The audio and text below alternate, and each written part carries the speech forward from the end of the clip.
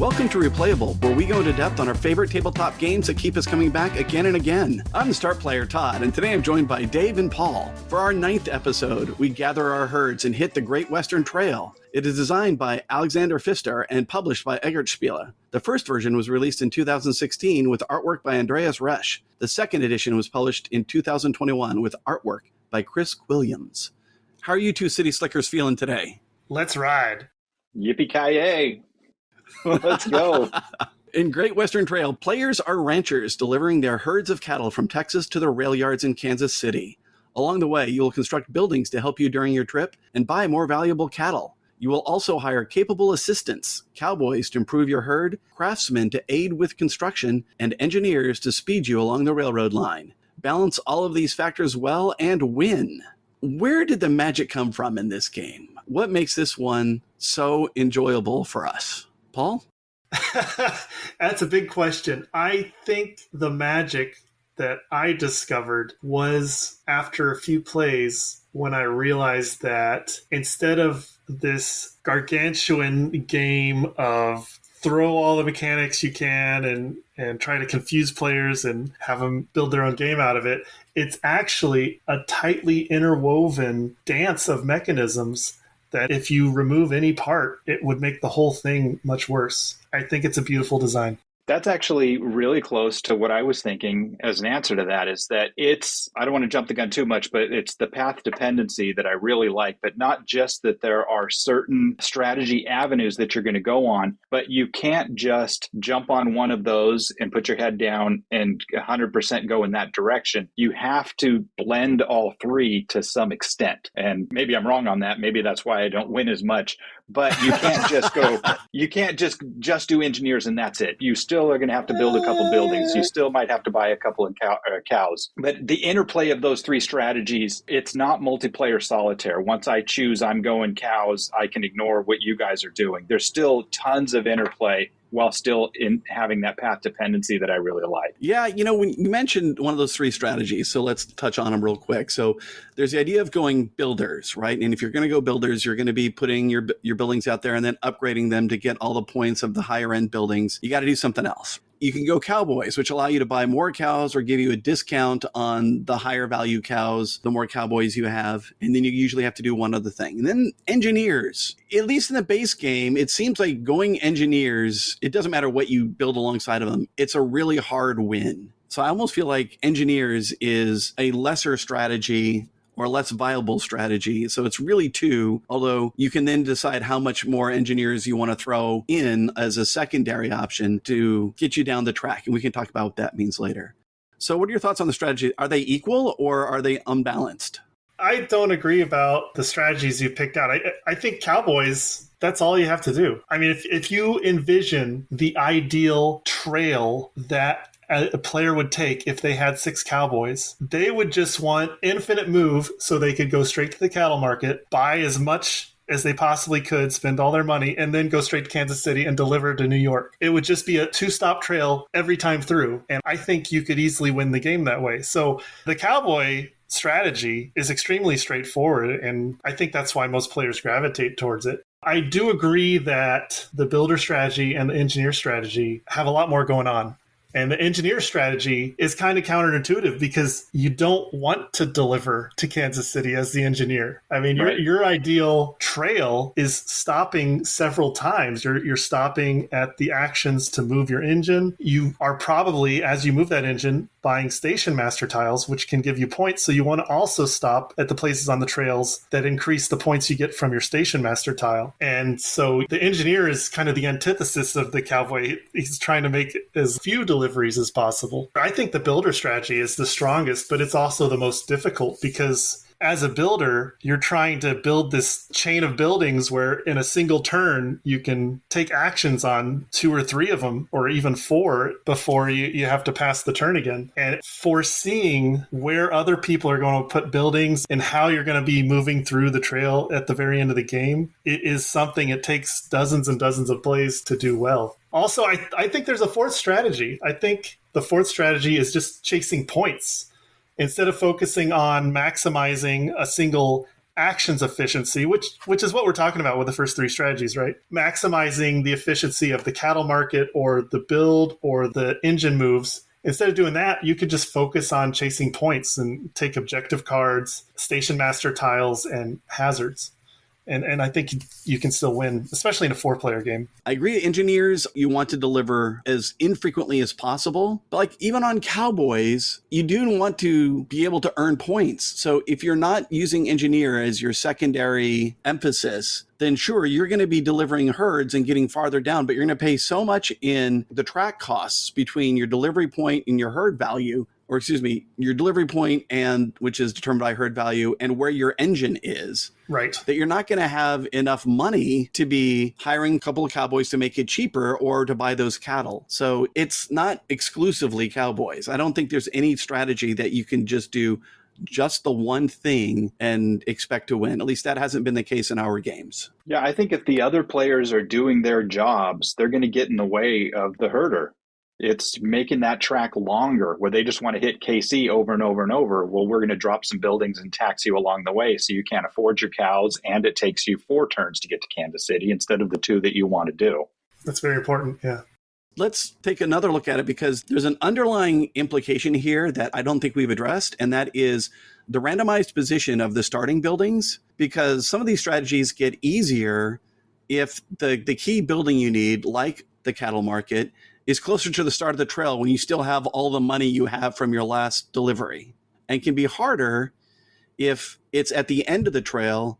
And as far as the variable buildings, you don't have the personal cattle market that you're able to play. So do you want to talk about how the randomized nature of the buildings have an effect on the strategies that can be effective? Oh, for sure. And it also even affects the speed of the game. Like if the higher workers building is in slot A, first stop, I think the game's going to be a lot faster because people are going to have an easier time hiring workers and making their actions more efficient and just getting higher scores overall in a faster time, versus if that higher workers building is the very last stop on the trail, it's going to be extremely difficult to build up your employee base and take those stronger actions. And game speed is going to favor one strategy over another. When we were talking about like the engineer strategy, I feel like the points top out on that strategy. I'm not sure what it is, but engineer strategy is going to score you between, X and Y points. And I've done that before. Like, great, I hit like a very good engineer strategy point. Oh, but the cowboy guy got 2 extra deliveries to KC, so got more points than I got. So doing the engineer, it's nice if you can control it or at least see in that starting setup that it's going to be a shorter game. But engineer is not as viable, I think, in a longer game because you're not making as many deliveries and everybody else is just delivering over and over. That's a good point. Right. What were some of your key learning moments? How would you say that your understanding of the game has progressed, and what things have stood out and improved your game along the way? Dave, why don't you kick us off? So I definitely did have some key learning points here. Now, I don't know if you guys remember as much, but this is one of those games that the first 2 or 3 times we played, I didn't think I liked it. And most of it, I think, is just I couldn't see the deeper layers in the game. It felt like a game that had a lot going on, and I wasn't seeing the payoff yet. But it was a game where I trusted you guys, where you guys said, no, this is great, let's keep playing. And then after, 3 plays or so, I really started to see the payoff. That this game is a lot of work. And we played a lot of games that are a ton of work, and the payoff isn't there. So once I started to see that how satisfying it is to pull off a strategy, how hotly contested certain things are, then it really started to blossom as a game that I wanted to play over and over again. Seeing the deeper layers of the onion as far as the complexity and the satisfaction in the game was definitely a light bulb point in the game for me. Paul, what'd you have? Well, to tie back to the previous question about building variability, one of the things that greatly improved how I play a builder strategy is focusing on building 10. And whether it's A or B doesn't really matter. However, if it's A or B, that determines what else the builder should be doing. So as a builder, as soon as you get, let's say, your third construction or building worker, I think the next step is to figure out how to get that 10 building out as soon as possible. And along the way, if it's the 10 building that gives you max certs, or if it's the 10 building that moves your train and gives you a bunch of money. You need to plan out what that secondary thing you're going to be doing is. Like with the cert building, collect some cows so you can eventually deliver to New York. With the train building, maybe hire some engineers or stop at some other places to make sure you can take advantage of station master tiles and possibly even ring the bell, as they say, when you make it all the way around the track. You know, thinking back to when we really started playing, I think what made me turn the corner on this game was finding Scott Sacenti's video commentary of the 2018 World Board Gaming Championships. He put that on YouTube. He linked it on Board Game Geek. And watching that, I learned so much from their commentary, far more than I could have from just watching the gameplay. Things like how unbelievably important it is to make money early. Things like how important and nuanced building placement is, especially taking risk spaces. And then just a timing and tempo game, especially only stopping at the highest value locations. I think when we first started playing this game, it would take a lot longer because we would make many, many stops along the trail versus recognizing, hey, I only really want to stop at these 2 or 3 buildings and then start back at the beginning of the trail again so I can do it all over. Well, that leads right into, Todd, one of your key learning moments, cutthroat taxation. What do you got about that? Paul was talking about key placement of buildings. And I remember when we started out, we were playing pretty kind to each other.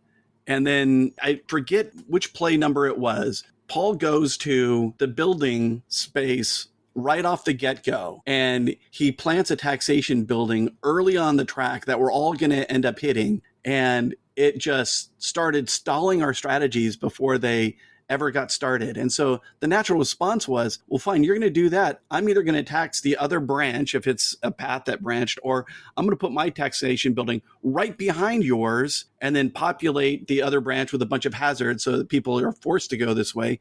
So at least I go tax neutral. It was vicious. It was something we had to accommodate for. And then it became amazing because it was like, okay, this is just one more thing that we're going to have to do, or at least take into consideration if we're going to be successful. But if that hiring tile or the cattle market tile is the first random tile, you can't get a taxation building in between the start point and that first tile. So there are just so many different ways that this game develops. It's fantastic. Yeah. How many times have I come into the cowboy spot where I can buy some cows, and I just paid so much taxation to get there, I'm $1 short or whatever it is. And that can get so frustrating.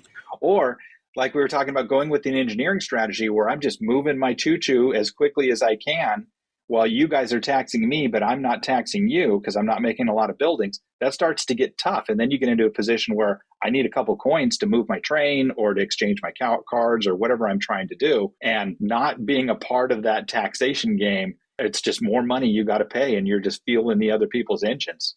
Again, the interplay of the strategies. I love it.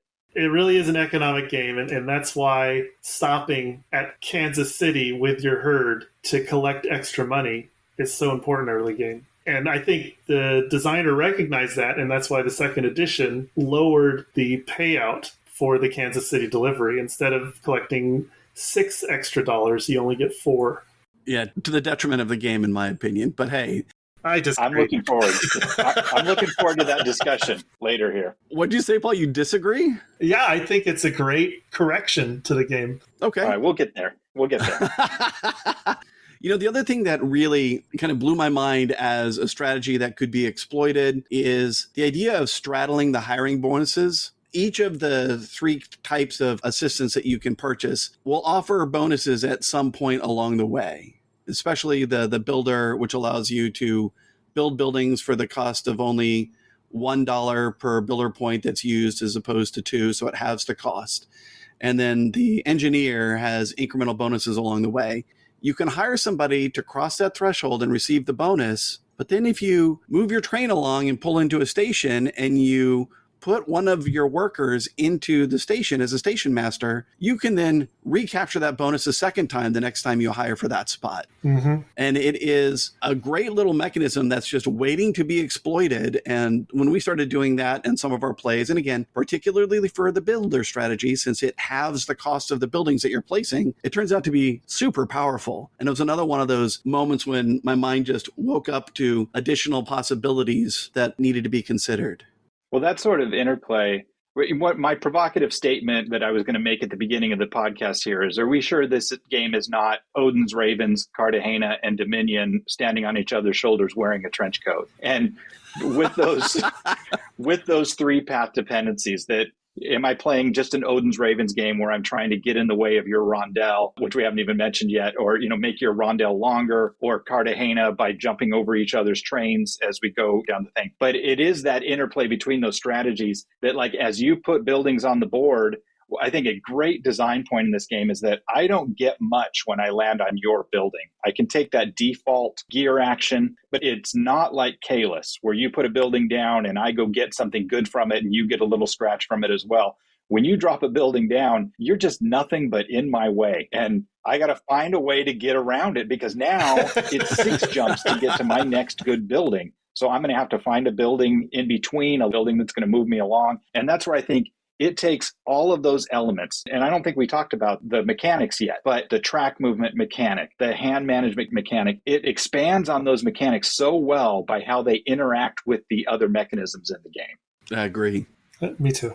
Let's talk about track movement versus rondel. So I've heard it called a rondel, and it is a category that can be applied to games on Board Game Geek, but it's not applied to this one. So is there really a difference between track movement and a rondel? What, you mean moving along the trail? Correct. Yeah, I think the only reason it's not a rondel is because there are forks in the trail. Good point. Good point. But otherwise, I mean, it is a rondel because you're just making a circle. Yeah. Yeah, you can only move forward. I agree. Well, I'll also say that when I think about rondel games, I think about Matt Gertz's games, right? We're talking Antique, we're talking about Imperial. And there, the rondel is a closed system, right? The actions that you can take don't change, and you are going around and selecting them, and you can pay for extra movement, whatever. But what's interesting about Great Western Trail, if we say it's a rondel of a sort that at least has branching paths, it's changeable, it's malleable. You're adding actions to the board by building. In a way, it's like a variable rondel, which is probably why it's more path movement instead of getting the actual rondel classification. It is also an interesting aspect of the game, something that we don't see again, or at least a creative take on it, until maybe Woodcraft. I feel like rondel is kind of popular right now. I feel like there's a few games that I played with rondels, and Woodcraft is just one more of them, although I can't think of any off the top of my head. But in the last year, it feels like people are excited about rondels. Well, Pfister's made several games with this trail-like only move forward type of action selection. Mm-hmm. Yeah, that's true.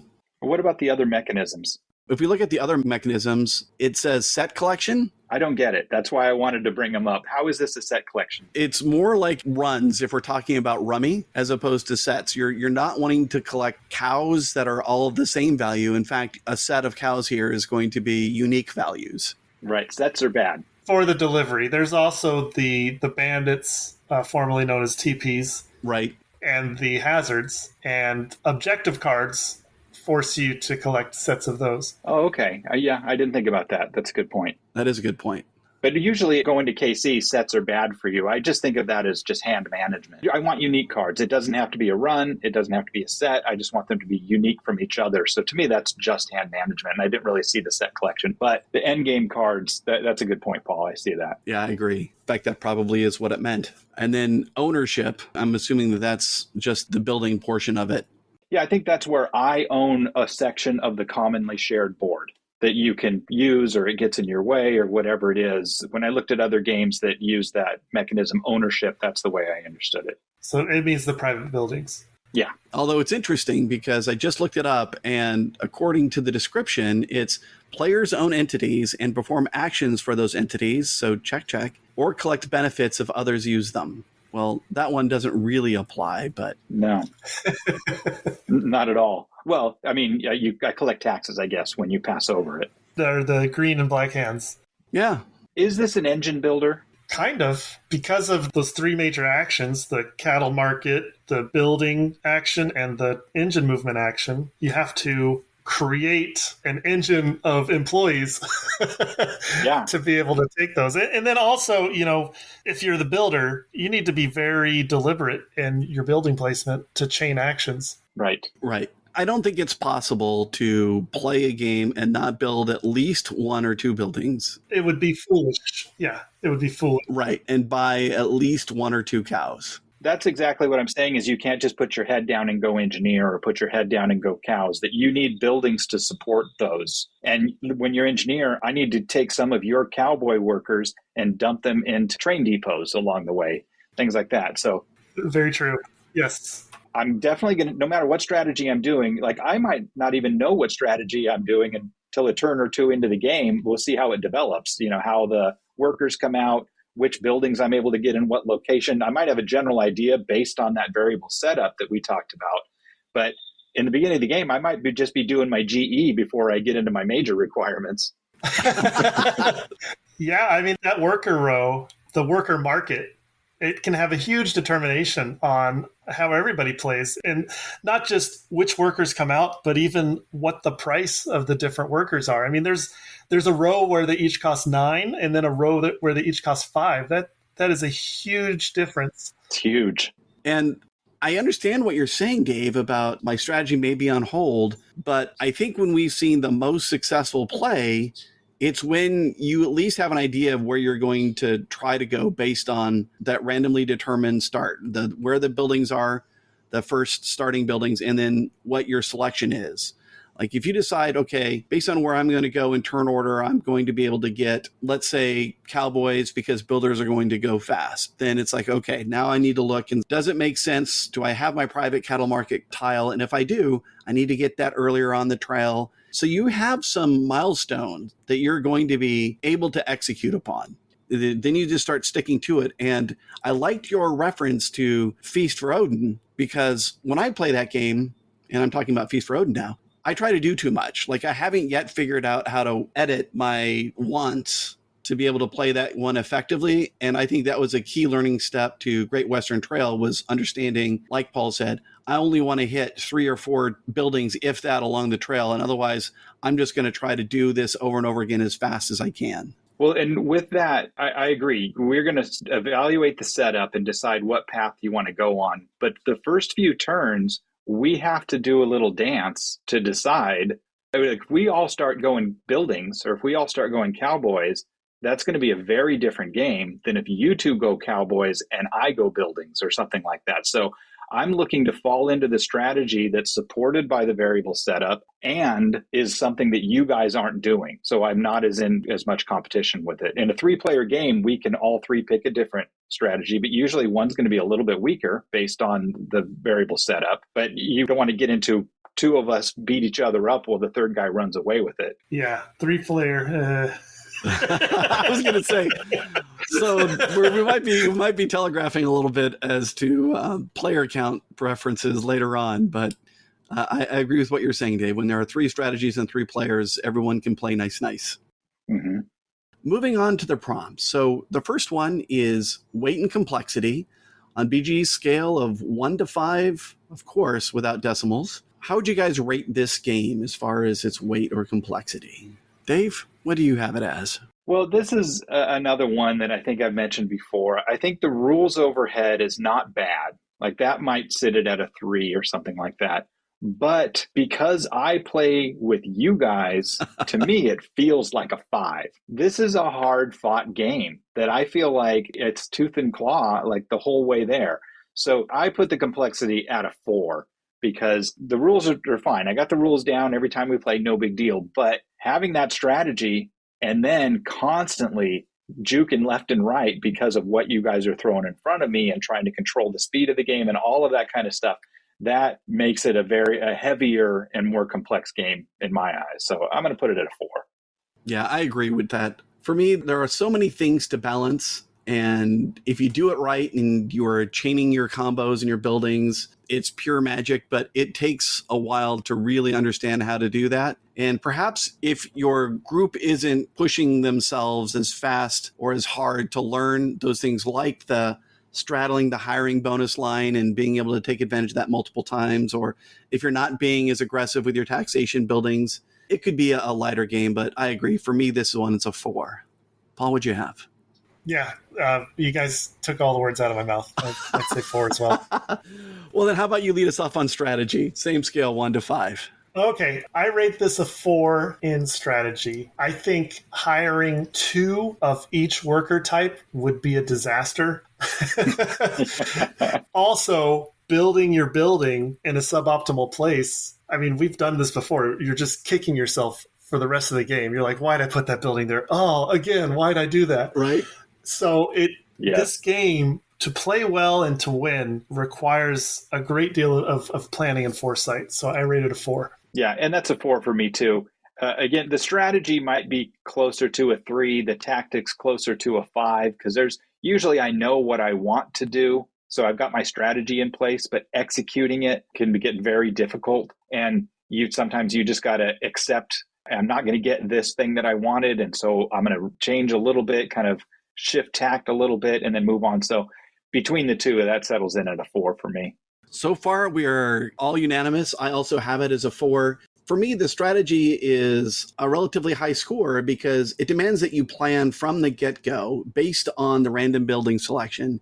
And then you have to stay laser focused. It's easy to get distracted or to think, okay, well, maybe I need to do something else. But like Paul said, if you buy 2 of every worker, it doesn't matter how, if you felt at the time that was a good idea, it ultimately is going to be a poor outcome for you, just because you aren't going to be doing well enough in any one area to get to where the points start pouring in. I think in order to understand that and plan for that strategy and stay focused, you have to have a broad understanding of the game in general, and that makes it a 4.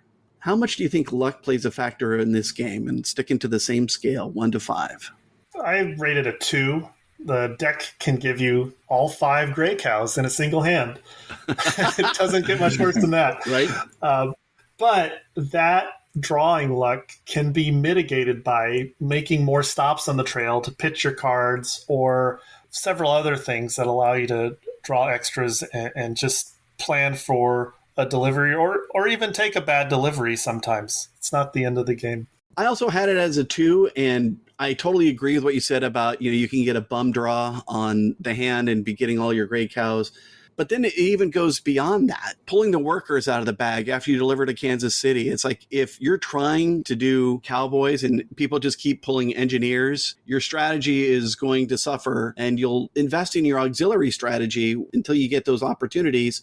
But then there's the whole idea of the hazard. So if you have one of those risk action spaces and it's in the swamps and we keep drawing swamp hazard tiles, or at least we keep placing swamp hazard tiles, now that building is lost to you. So there are some things that you just aren't going to be able to completely mitigate. So that makes luck a strength of 2 in my book. And for me, it's just the right amount. Yeah, because of that, I'm settling in at a 2. So I'll say that up front. I almost want to go 3, though, because I feel like there's times where my hand is junk and I've mitigated it 4 times throughout the route, and I get to the end and I'm still holding junk.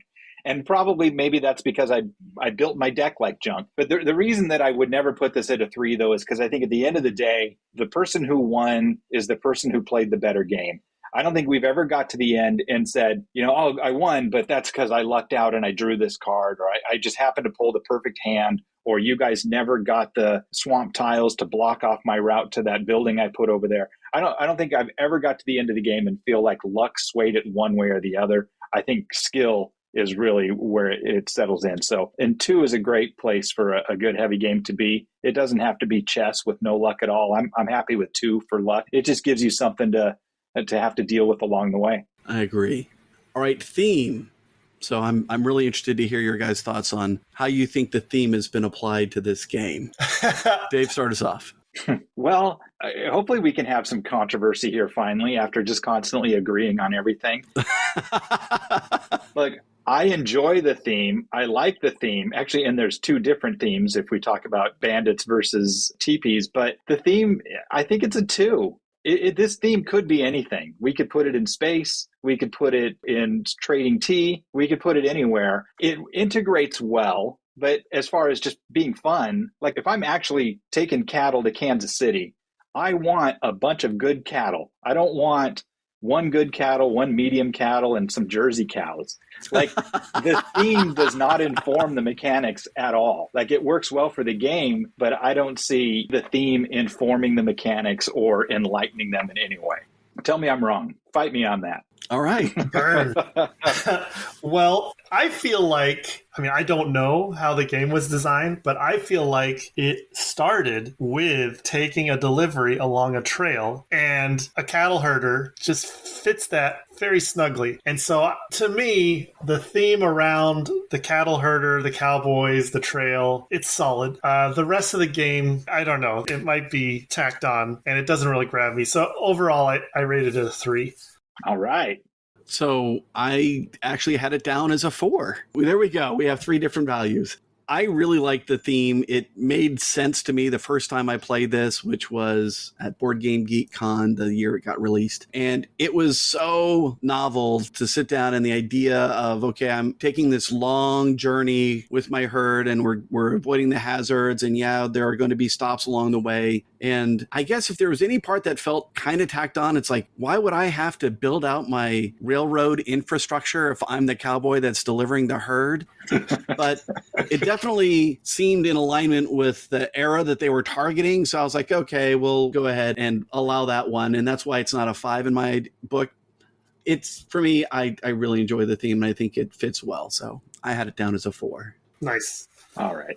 So here we are at player count. So favorite player count. Paul, why don't you go ahead and start, since I think you have the strongest opinion on it. Yeah, I don't like three player. Well, this is your favorite. I enjoy playing GWT with 3 players, but to me, 2 and 4 players is a better playthrough. And I think 4 players is the best because this is a heavy game with lots of friendly interaction. And when I say friendly, I mean you're not forcing other players to lose things or remove things from the board like other interactive games. This is a heavy interactive Euro style game, I guess. So that's why I love it at 4 players. All right. Dave, would you have it down as favorite player count? I agree. 4 players, I think, is where it shines the best. I actually haven't played it at 2. I'm sure it's good. 3 players is the problem, like we were saying, is everybody takes their own path and then we all hold hands off into the sunset. But the problem with that is I don't think anybody else in our game group loves this game as much as the 3 of us. That's our problem with that. Though we do have a lot of 4 players. We make other people play it with us. But this is one of those games like Dune Imperium that if the 3 of us are there on game night, we're going to play one of those games, if not both. Dune Imperium, Great Western Trail, or double header of one or one of each. So you're getting ahead of yourself on the prompts, but yes. Is that? But you're saying we're forlorn because we both prefer those games at 4, but have to play them at 3. Yeah, absolutely. Yeah. So I'll agree that 4 players is my favorite. I love the battle, and the board becomes almost claustrophobic. And I think this is the big difference. And if we are putting our least favorite and most favorite together in the same response, for me, 2 players is my least favorite. If you're saying that everybody has their own lane in 3 players, it's that much more so in 2 players because now you have 3 lanes for 2 people. So there's plenty of room and there's plenty of room on the board. So at least with 3 players, things start getting a little tighter on building placement. And then at 4, it's, like I said, it's cramped. So 4 is my favorite. 2 would be my least favorite, and it's still a good game at 2, but 3 is somewhere in the middle. I like 2 players because the tactical elements of the game really shine through in 2 players. Just it becomes more of a tempo game, like fighting over who's going to go to Kansas City first, because the first person to go to Kansas City is going to be the last person to get cheap hires. Right. At the worker hiring building. So there's far more tactical play at 2 players. But for me, I don't really care for the solo game at all. I just played it to learn the game. And not this GWT, but GW Argentina. The solo game was a great teaching tool. But I would never play it again. So kicking that out, 3 player would be my least favorite. Right. maybe we should skip over playing time and then come back to it. So, which edition of the game is the best? They did release the second edition, Ha ha ha. right?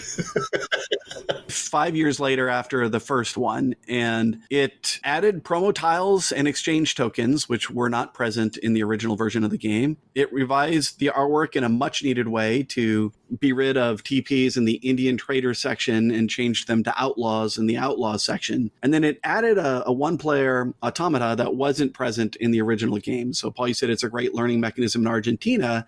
It was also provided in Great Western Trail, the second edition of the original game. So which version do you like the best and why? I am second edition all the way. The first few times I played it, it was very rough. I felt like I was a stranger to this game that I had once considered to be my favorite game of all time. And second edition was just very difficult for me to get used to. But I now love it and prefer it because I feel strongly that it fixed all of the balance issues in the first edition. First edition has some unstoppable combos that players either race for or have to fall on their sword to prevent, like the double risk spaces in the swamp at the beginning of the trail. If one person gets 2 buildings on those, it's their game to lose. How was that changed in second edition? In the original, both swamp risk spaces give you a certificate and $2 if you turn in a gray cow. Mm-hmm. But in the new one, they made it the same as all the other hazard spaces, which is one gives you a certificate and $2 for a gray cow. The other gives you a certificate for any cow card. Mm. So it's a little weaker that way. But I really enjoy the fact that Kansas City, delivering to Kansas City for -6 points, only pays 4 now. I think when it paid 6, it was almost mandatory for everybody to deliver there twice just because it was so much money. Even your second delivery, making $6, you could more than make up the 6 points you lose. At 4, that's not true anymore. Your first delivery, you probably still want to go there, but second delivery, probably not, because $4 isn't potentially going to make up the 6 points. You know, there was some small changes like the position of building D. It used to be that you could put a tax building right in front of building D, and there was no way anybody could get to building D unless they went over your building. Now it's been moved up, so every neutral building has a fork in the road leading up to it, so every player has an option of how to get to it. I like that the auxiliary action has been buffed up to remove cards from your deck. Nobody ever used that, to my knowledge, when we played. Making hamburgers. And now, making hamburgers. Now, though, if you make hamburgers, you get money for it. So it's a little better. It's a little enticing now. And I also really enjoy the initial turn order balance that they added to the game, where if you're not first, second, third, and fourth player, not only do they get more money, but they get to draw more cards from their deck to start their game. Interesting. How about you, Dave? Yeah, I agree with all of those. All of those feel like very thoughtful corrections to points of the game that were feeling like KC being 6 points. That was so strong that everybody had to do it. But otherwise, just balancing out all of these little kind of lull points in the game. And I also really like the exchange tokens that we get now. I know that was introduced in the expansion, but again, because I'm so tired of just getting a crappy hand of cards, mitigating it all the way there and still having a bunch of jerseys in my hand. So that was a nice thing. Yeah. You know, that's one of the things I actually dislike about the second edition of the game. I felt that doing the best you can, mitigating it however you could, but you didn't need the extra mechanic of having exchange tokens, much less starting with one, to try to make your hand better. That part I'm not a real fan of. But, you know, I should favor the second edition of the game because I just checked the stats. I'm undefeated at second edition. Nice. I don't know, for whatever reason, it really gels with the way my brain works. And first edition was a harder puzzle. So I actually favor first edition a little bit more. But I didn't know that about the path branching in front of the neutral building. So I should probably give second edition a closer look and appreciate all of the things that it does differently before saying that it worsened things. There is one thing I dislike about the second edition, and that is the player piece. Oh my gosh, the cowboy hats are the worst. Once you put the hat on top of it, it will always fall down. Yeah. So I I just 3D printed my own pieces that are the color of the other pieces. Right. You're absolutely right. The diameter of the brims is too big, too wide. So you get like two people trying to be on the same tile and they barely fit, and a third forget about it. Yeah. It's cute and I get it, but how did it make it to production? They played the game, right? They played the prototype, didn't they? The prototype must not have had those. I got my Cowboys are constantly lying in the field with like a little straw sticking out of their mouth, probably. I can't get them to stand up anywhere. They're just drunk. Every time they pull into town, they're drunk. And let's not even get started on the insert. Second edition of the game has one of the... I threw it away immediately. all-time worst inserts. You can tell that they handed it to somebody who doesn't play the game and put together an insert that mechanically fits everything, but is terrible organizationally, and so it's worthless. Wrapping around, back to the one we skipped over, so actual playing time. The box says 75 to 150, so an hour and 15 to 2.5 hours. How do you guys feel, or have you done the data mining to know if that's an accurate assessment? I have not mined the data. I have not logged the data, but I believe that when we play quickly, it's about 30 minutes per player. But when we're trying to play perfectly, air quotes, it's more like 45 minutes per player. Well, yeah, I think it's been taking us, I haven't been logging the times, but I think it's been taking us 90 to just over 90 would be my guess. But does it scale with player count? Because the game timer is based on just the workers coming out. And so 3 players, 4 players, 2 players. I mean, isn't Kansas City being hit more frequently in a 4-player? So is it 30 minutes per player? That's a good question, but the worker market expands and contracts based on player count. So I think you still get, on average, the same number of deliveries. Correct. It doesn't really contract, though, because you can only hire workers behind the line. It's still always marching forward. But the width of it, the number of columns in the market gets smaller. Okay. So you have 4 columns of workers in a 4-player game, and then 3, and you only have 2 columns of workers in a 2-player game. So even though each time you go, you're putting out 3 workers, so you're racing down that track, even in a 2-player game. It's one of the things this game does really well, is that it scales for player count pretty darn well, with the exception of, and remember, my problem with 2-player was that the board, as far as the number of spaces, was expansive. It would be interesting maybe to go back and say, designate certain spaces as only open along the trail for, 3 or 4 players. Oh, wow. I could see a 2-sided board, 2-player side and a 3 and 4-player side. Right. Maybe the next GWT will have that.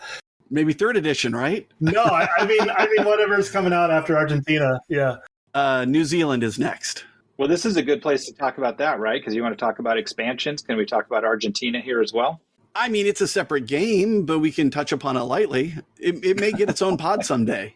Oh, okay. Oh, we're going to be playing it some more? Yeah, I enjoy it. The only comment I'll make is Argentina seems like a longer game, but maybe it just needs more plays. I think I've only played it once. It's a friendlier game, isn't it? Isn't it a little, I don't know if I would say family friendly, but I remember it being a little, we're able to not get in each other's way as much. We're able to kind of do our own thing a little bit more. So it feels a little more modern in that way. Yeah, adding the shipping strategies and trying to align for when the boats depart, it gives you some extra things to do. So it can be less contentious as far as action selection. Much like Rails to the North, right? So let's talk about it. So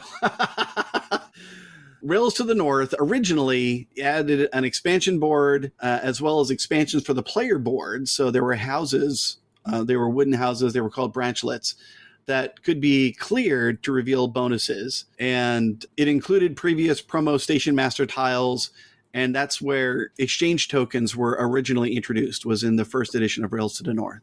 It since has been reissued to be compatible with the 2nd edition of Great Western Trail. Paul, what are your thoughts on that? I know we've played that one before with Al. I felt like Rails to the North was very friendly to the builder strategy. And basically, I felt like what we determined in our several plays was everybody has to fight over builders, where versus the base game, we used to think everybody has to fight over cowboys. And honestly, I think Great Western Trail is such a finely tuned masterpiece of design that I don't like adding the Rails to North expansion to it because it takes away a lot of interaction and just it makes it less contentious, like we were talking about. It's interesting that you say that it enhanced the importance of builders, because my opinion was that it enhanced the importance of engineers. And it was trying to correct what to me felt like an imbalance on engineers. Because you're adding more places to deliver and more branchlets that you can open up in different ways that you can deliver, only if you move your train far enough to activate them, it really started putting more point earning if you were advancing your train, which meant you had to invest in engineers and train movement than you were previously. But it also gave you a bunch of ways to advance your engine without hiring engineers. Yeah, that's true. So I think it's fine. I think it adds a little extra for the game, and it's interesting for 2 or 3 players. But due to the added playing time that its complexity introduces, there's no way I would want to tackle it with 4. Yeah, like many expansions, it gives you more without really giving you more. Right. All right, most recognizable comparison.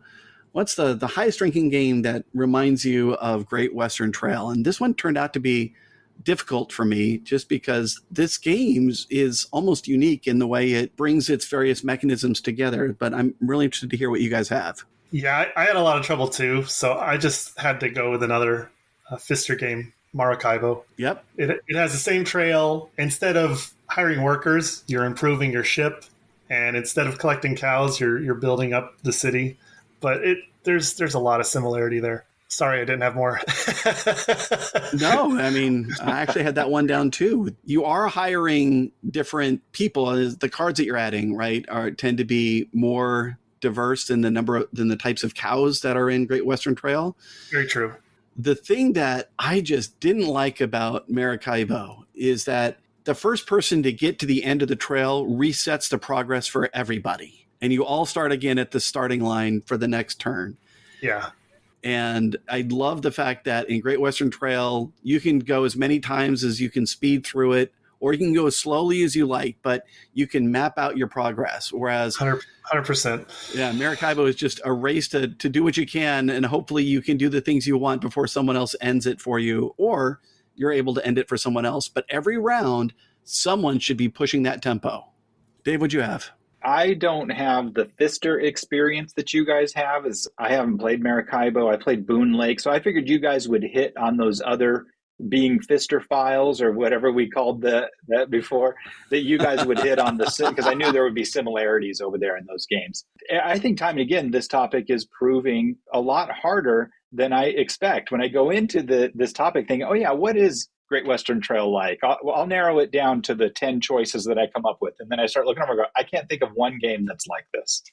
You know, I was thinking Trajan, and I'm like, no, Trajan's not like this at all. It has a rondelle. It's not even close as I got closer because it had been a while since I played. So I figure I'm going to say Heaven and Ale because it does have that rondelle track that you move around. It kind of changes as you move around. And a game that I don't play enough. I love that game. That felt like a sleeper that kind of came and went pretty quickly. But I would say this is such a fun topic, but also I wouldn't say if you like Great Western Trail, you're going to love Heaven and Ale because they're not alike. But I don't know. There's some DNA in there that might be shared. That's a great pick, Dave. So what do you have for your less recognizable comparison? Wait. What about you, Todd? Well, I mentioned Maracaibo. I had that down as my primary. I did have a backup of Concordia. Okay. Because it also feels similar as far as moving around the path, although you can move in more than one direction. You are building up the cards in your hand, which are going to influence your future actions. So right. Concordia would be my backup, since you also mentioned Maracaibo. Got it. So less recognizable comparison. Do either of you want to take a stab at this one? I'll go because I don't feel strong about my answer. I'm going mostly based on theme, and I'm going to go entirely based on theme, and I'm going to say Homesteaders, because Homesteaders is an auction game. It's not a rondelle movement game, but it has a little tableau building, engine building kind of thing. Thematically, it's right in that wheelhouse. Maybe Homesteaders, this is one of the towns along the way to Kansas City. So that's the closest. That's the closest I could get. I like it. Yeah. What'd you have, Paul? I went way back in the memory banks and pulled out Merchant of Venus. Oh, wow. Yeah, so you're following pre-drawn paths, But, in Merchant of Venus, the game setup determines what the routes are going to be on those pre-drawn paths, and they're going to be different every game. And then you can also upgrade or replace your ship for better carrying capacity, movement, or weapons if you're playing that. And then you can build factories and spaceports to enhance your deliveries. It's just there's no points. This is old school, so it's money you spend during the game, and then money's what determines the winner as well. I like that. I went with a game that didn't get a lot of publicity, I don't think. It was another one of those new games or hot games at Board Game Geek Con. It's called Super Motherload. I don't know if you guys have heard of this one. I have not. It's like playing Dig Dug, the board game. So instead of adding nodes to the existing track, what you're doing is you are drilling down into this planet. It's got this 50s sci-fi, it's got that style of artwork that's been popular of late. And as you are drilling these shafts and tunnels, the players that come up behind you can leverage the work you've already done to find other veins or other artifacts that they're capturing. And as you're doing this, you're buying cards. So the resources that you're gathering allow you to buy cards that allow you to do things better, but they're also worth points at the end, like the cows in Great Western Trail. So it was a fun game that in some ways reminded me of it, but obviously theme-wise, it's completely different. What's the name again? Super Motherload, and it's MOTHERLOAD, not mother space LODE. Got it. All right, house rules. Do you guys have any house rules that you would suggest to improve this game? And I feel like this is almost blasphemy. Well, there is one that is widely used. Oh, let me hear it. That is bidding points for the initial player order after you see what the random setup is. So everybody sees their hand of cards, everybody sees the market and the hazards, and then you start bidding on in-game points for which place you want in turn order. So it goes even beyond seating order at the table, although, of course, you could get up and reseat yourselves after the bidding is done. Exactly. Wow, that's cool. I have to give that one a try. Yeah, it's implemented on Board Game Arena. Wow, okay. So you just get something to mark that at the end of the game I have -5 points or something like that based on what I bid? Exactly. And how, if I bid 1 and you all outbid me, do I still pay 1 to get last place?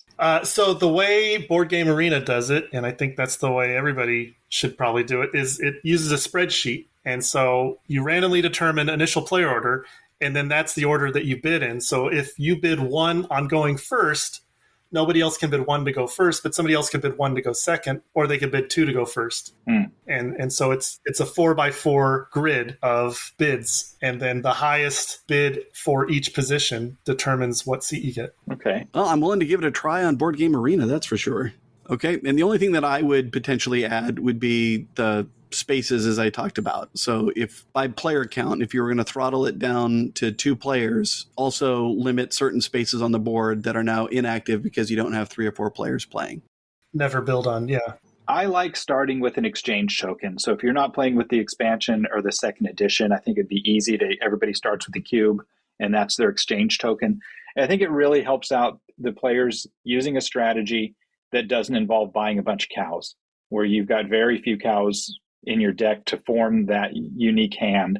Having that exchange token just really helps out where you can get pigeonholed in there. So that's one of the things I would think to add. Yeah, I think it is most beneficial for the engineer strategy because they usually have the weakest deliveries. Right. Yeah. And I think it's also there to just help mitigate the luck of that first delivery, because if someone gets the perfect hand, which I think delivers for 7 gold, and you wind up and you can only deliver for 3 because you've got so many of your grays, that difference in the first delivery can make a huge difference the way it snowballs by the end of the game. Just deliver to Kansas City anyway. Well, now you got to deliver again, right? Isn't that one of the great points of the game, though, is how many times have you come out of Kansas City, you draw up your hand, and you draw a perfect hand. But I still got to go down the trail. I wanted to trade 2 Jersey cows for $3 or whatever that one is. I wanted to trade 2 black cows for this one. Like, I want to use these cows to make money along the way. But when I pull a up, decision to make. Yep. Yeah. Yeah. So when I draw a perfect hand at the beginning, I thought, what am I going to just tiptoe my way to Kansas City? Or am I going to start messing with a perfect hand to get the most I can out of this trip? Yeah. No, that's a great decision point. I love that. Yeah. What's the best double feature game to go along with this one? If you're playing this at game night, what do you want to play after it? I prefer an auction game. Okay. Dave called out Homesteaders. I didn't even think of that. That would be perfect. Yeah. Yeah, I'm just going to go with that. Any other auction game, like we've talked about Yunnan before, maybe QE if you want a really lighthearted game to close up. But yeah, an auction game.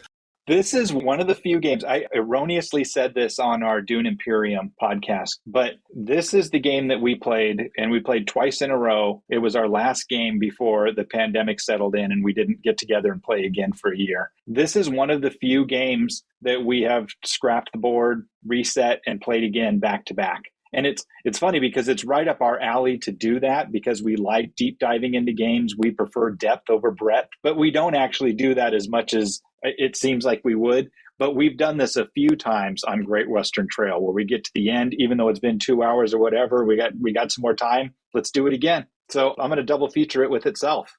Awesome. So the role of Paul is going to be played by Dave on this pod. And the answer is more of the original game. I love That's it. right. It's funny because I had something that you actually said, Dave, which is I can tell you the last couple of times that we've played Great Western Trail, and it was the second edition. The game we played after it was Dune Imperium. I mean, it was like us three. So we were like, all right, let's do that. And we're clocking in, and I forgot to mention this, our games are clocking in at like 2.5 hours. Oh, really? Yeah, we're over 2 hours for our playing time of this one. For 3-player?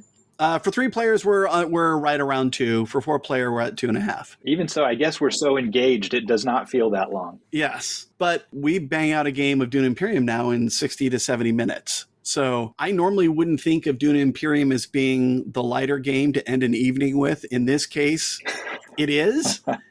And that's an amazing evening with these 2 games back to back. It is. It's awesome. I like it. All right. If you like fill in the blank, it can be a game, it can be a mechanism, then you're going to like Great Western Trail. What do you guys have for this one?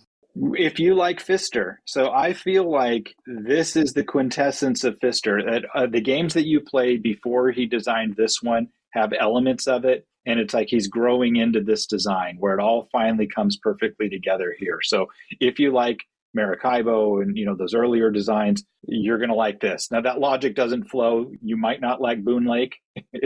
We'll see. I need to play it some more to give my opinion on it. Right. But if you like what Pfister's been doing to this point, you're definitely going to love this game. So I put down deck building as a supporting mechanic. So we talked about this on the Dune Imperium episode, and it's also there in Lost Ruins of Arnak. I mean, if you like that style of managing your deck, so the hand of cards you're holding have effects other than just a traditional Dominion style of drawing and then buying more cards. If you like deck building as a supporting mechanic, then you might like Great Western Trail. My answer is a bit of a paradox. I said if you like brain burning, strategy heavy, point salad, then you will like this game. Okay. Now, whether or not strategy heavy and point salad can describe the same thing, that's another discussion. Right. I did see somewhere somebody described this as point salad, and the first thing I did was clutch my pearls. I'm like, no. And then I thought, well, okay, yeah, I can see what you're saying. At first blush, it really is. I think the first few times we played, that's how we thought of it. Yeah, but I mean, you do have to get out a score sheet at the end, and how many points did you score here? How many did you score here? And there's, 7, 8 different categories where you're collecting points from. Correct. Yeah. But those are more strategy path dependent than they are. When I think of a salad, I think of like, well, you blocked me here, so I'll just go get the same amount of points somewhere else. That's not the case here. The reason you got a bunch of points in buildings and not engineer stations is because that was the path you chose from the beginning, not what you scrapped together at the end based on lucky draws or tactical movements. Right. Agreed. Yeah. It takes several plays to see the light. Yeah. That's true. So if you don't like fill in the blank, then you might not like Great Western Trail. Did you guys have some interesting ideas here? I do not.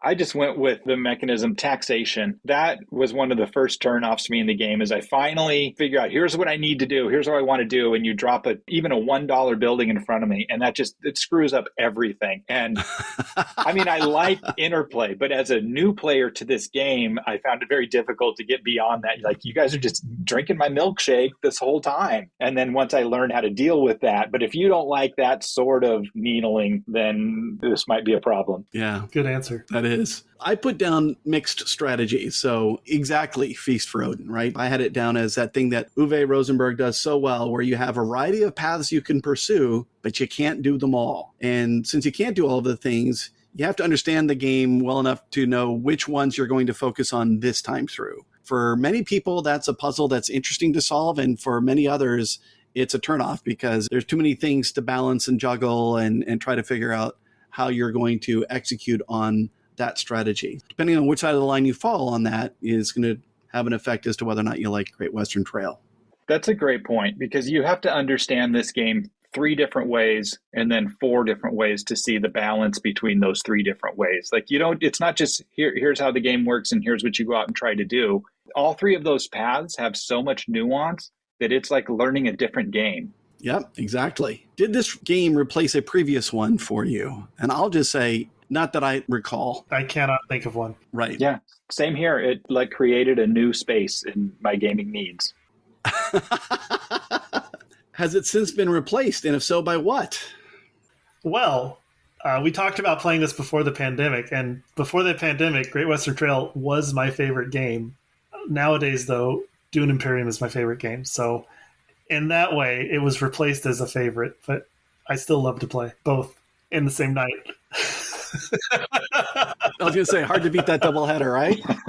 Yeah, I think that's my answer too. Argentina tried to stand on the corner here, and yeah, we'll have to play it more, and we'll see. But Dune Imperium, no, it hasn't replaced it at all. But there's room in my life for both of them. I don't make me choose, right? But the Dune Imperium it would be the answer in that point. You love all your kids equally, right? Yeah.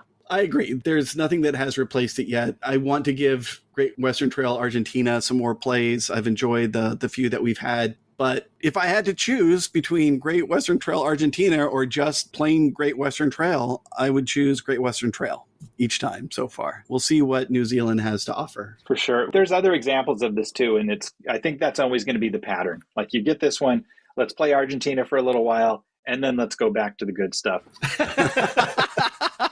People would probably disagree with us, but Brass does the same thing. There's Lancashire, which we didn't even call Lancashire back then. Played Birmingham a bunch, but next time we pull out Brass, I think I want to go back and play more Lancashire. I think it's such a better game. We'll see. Soundtrack. What music would you want to listen to while playing this game? I went with Ennio Morricone. Oh, nice. You know, the composer of The Good, the Bad, the Ugly, and many other spaghetti westerns. That's what Western movie soundtrack is for me. All right. Well, for me, though, it's a Western, but it's not a shootout at the saloon kind of Western, black hats and white hats. So for me, it's more, especially growing up a California Angels fan, I got to go with my boy Gene Autry, the singing cowboy. I want that like giddy up kind of cowboy poetry, old, Arlo Guthrie, that kind of stuff. Nice. I like it. So this is becoming an interesting category for us to have added to the pod, because I'm now doing research into the music, and we got to remember to actually do this when we're playing. 100%.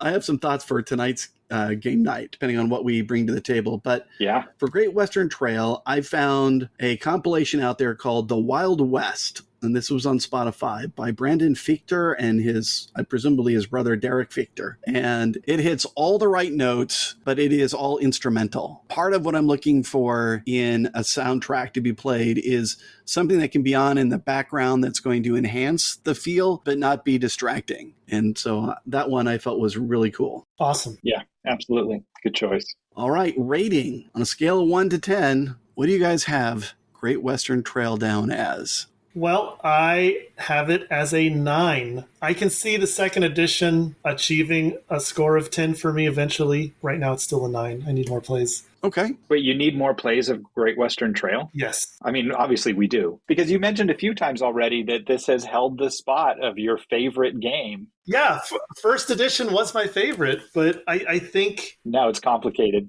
It was a 10, and... As I played it more and I realized some of the things that were too powerful, I downgraded my score a little bit. Like the combo of building 10 with the copy building right next to it. I mean, that that was just a game-ending, unbreakable winning move. Yeah. In the first edition. They fixed that in the second edition. If you copy a building, you're not allowed to use both in the same turn anymore. That's the new rule in second edition. So I think eventually second edition could reach a score of 10 again, but I just haven't played it enough yet.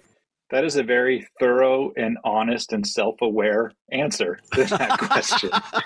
It is. That you downgraded it because of its flaws, and perhaps those flaws have been fixed, and you're really having the dark night of the soul with this game. I love it. Yeah, that's a it's not me, it's you answer right there. What'd you have, Dave? I have it rated as a 9, but I think I maybe need to get over myself, and it could be a 10.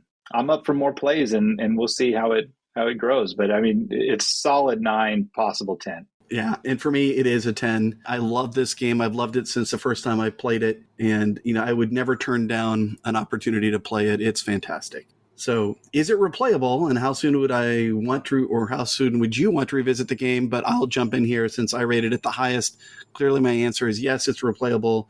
I could play this one every week. It would not be the only game, but we could pair it up with Dune Imperium. That would be amazing. For me, it's the highly replayable game. Dave, what'd you have? Yeah, I agree. Highly replayable and frequently replayable. It's not a replayable once a year or once every 6 months. I feel like there's still a lot of depth in there, and I have quite a few plays, but especially with a new edition that we want to explore. The games don't feel samey at all, and that's even after quite a few plays. So this is often, every day and twice on Sunday right now still.